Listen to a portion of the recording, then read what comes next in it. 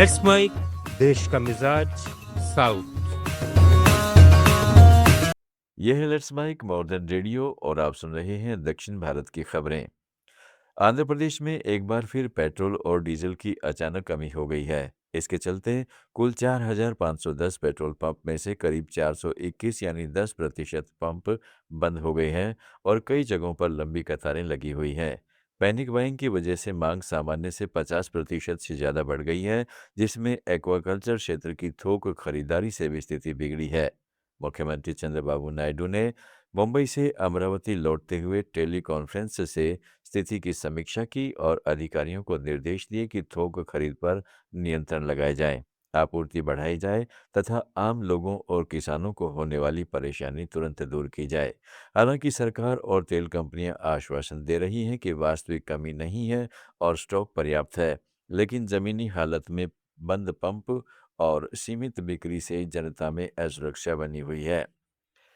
तमिलनाडु विधानसभा चुनाव में मतदान के 3 दिन बाद चुनाव आयोग ने अंतिम मतदाता टर्न आउट को संशोधित कर 85.1% कर दिया है, जो पहले अनुमानित 85.15% से थोड़ा कम है।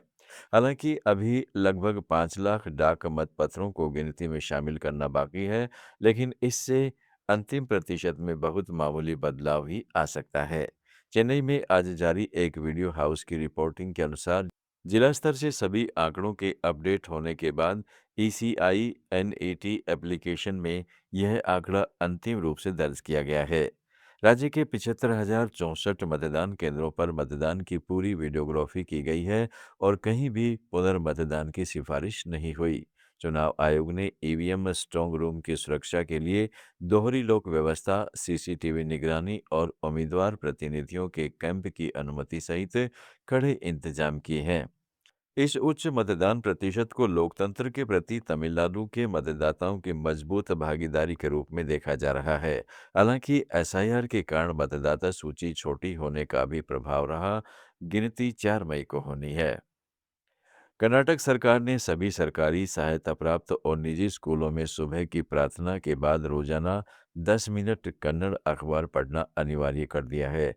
स्कूल शिक्षा और साक्षरता विभाग के इस आदेश का मकसद बच्चों में पढ़ने की आदत विकसित करना, मोबाइल और सोशल मीडिया की लत कम करना तथा सामान्य ज्ञान, शब्दावली, भाषा और लेखन कौशल बढ़ाना है। कर्नाटक राज्य बाल अधिकार संरक्षण आयोग की सिफारिश पर लिया गया यह फैसला राज्य भर के आवासीय स्कूलों, छात्रावासों और बाल देखभाल संस्थानों पर लागू होगा।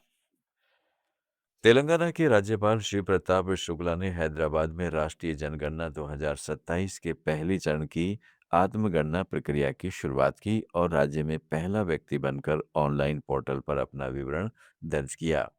अब सरकारी पोर्टल पर 10 मई तक सुबह 6 बजे से आधी रात तक खुली इस सुविधा से नागरिक बिना किसी दस्तावेज के 33 सवालों के जवाब दे सकते हैं, जिनमें मकान की जानकारी, परिवार के विवरण और बुनियादी सुविधाओं जैसे टीवी, इंटरनेट, मोबाइल और वाहन शामिल है।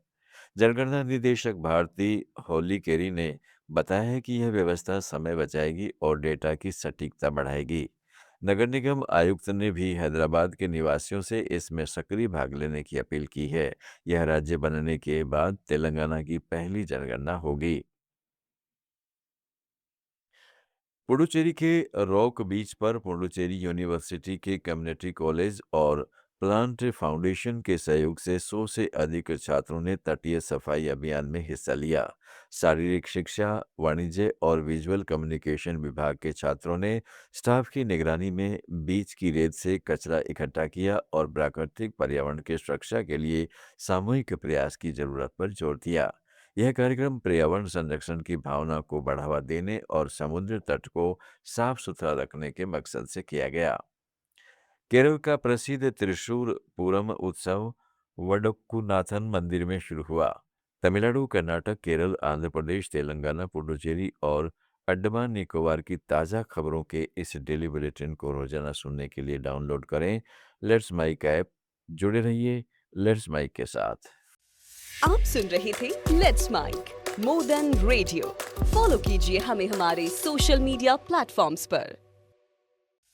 आप सुन रहे थे let's mic more than radio.